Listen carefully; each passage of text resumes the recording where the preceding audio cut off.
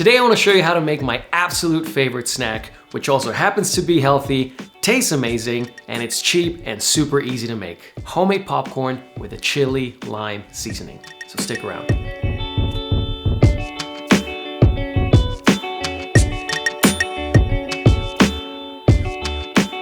Hello and welcome back to cooking, and Happy New Year! If, like me, you spent most of your holidays preparing for a hibernation that never came, you might be looking for some healthy recipes to start the year with. Now, when it comes to healthy eating, my biggest challenge is snacks.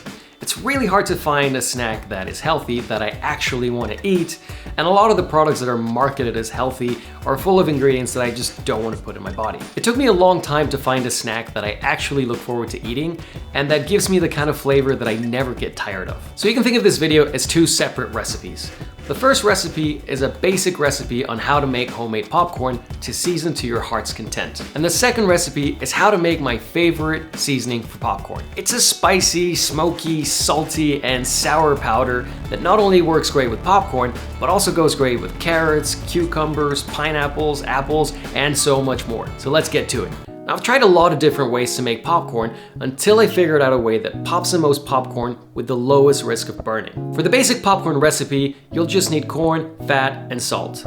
I'm using 120 grams or half a cup of corn per recipe, but you can scale this depending on the size of your pot. You will get better results if the pot is large enough to have all the kernels in one layer. Now for fat, I recommend coconut oil. It tastes really buttery with popcorn for some reason, and it doesn't burn as butter would. You can of course clarify butter to keep it from burning, but that's more work. Or you can use any neutral oil, but that adds no flavor, which is why I'm sticking to coconut oil. For the basic recipe, I will season the popcorn with salt, but if you want the salt to stick even better, throw it in a spice grinder or a blender and pulse it to a fine powder. As a bonus tip, you can use turmeric to give popcorn a more buttery appearance, but this is totally optional. To make the popcorn, just set a pot on medium heat, add 2 tablespoons of coconut oil and just a couple of the kernels. It will take about 5 minutes for one of the kernels to pop, letting you know your pot is ready for making popcorn. Now a quick tip here. Don't put your face on top of the pot waiting for the corn to pop. Otherwise, it might just fly to your face, burning it with hot oil. I know this might sound stupid, but that's exactly what a friend of mine did. Alex. As soon as one of them pops, add the rest of the corn and give the pot a good shake. Add a teaspoon of your popcorn salt and a 1/4 teaspoon of turmeric and shake it well to mix it all. Now cover the pot with a lid, leaving a little bit of space open for the steam to escape, and keep shaking the pot to keep the corn from burning. You don't have to worry about shaking the pot every single second, just give it a quick shake every 5 to 10 seconds. After a few minutes, the corn will start to pop like crazy. Keep shaking until the popping starts to slow down, then turn off the heat and shake it for another half minute or so. Now look at how beautiful these look. Give these to someone who doesn't know you use coconut oil, and I guarantee they'll say it tastes like buttery popcorn. Now just pour the popcorn into a bowl and season generously with salt. At this point, you can add some melted butter if you like, but since I'm still paying for December, I'd rather use my secret magical seasoning. To make this amazing chili lime seasoning, all you need to do is blend a mixture of dried chilies, citric acid, and salt in a spice grinder. One of the side effects of growing up in Mexico is having a love for all things salty, spicy, and sour. And the citric acid gives it just the right acidity without adding any moisture to the popcorn. For the chili mix, I group the chilies into 2 categories. First, the larger chilies, which are milder and have a lot of flavor. This makes up the bulk of your seasoning. A few examples are this pasilla chili, which is very fruity and a little smoky, or this ancho chili, which is also smoky but a bit more chocolatey. I also love Guajillo, which is sweet and tangy and a bit more spicy than the others. You can mix these or stick to one if you like, but I'll leave my favorite recipes in the description below. All of these chilies are very mild. The pasilla and the ancho chilies only measure around 500 Scoville units, so you can eat these even if you're not used to spicy food. Now the second category are the chilies that really add some heat. You can use these to adjust the recipe to the level of spiciness that you like. Don't let their size fool you. These chilies can go up to 175,000 Scoville units, which is about 70 times hotter than a jalapeno. Here I have a chile de arbol, which is used a lot in Mexico City, and it's the milder of the 3. If you want something spicier, try this bird's eye chili, which is one of the most common dried chilies you'll find in supermarkets across Europe, and it's grown all over the world. Finally, this is chile pequin. Even though these are really tiny, I once ate a whole one which was hidden in the vegetable soup, and I swear half my face was numb for the rest of the meal. I am a terrible terrible Mexican.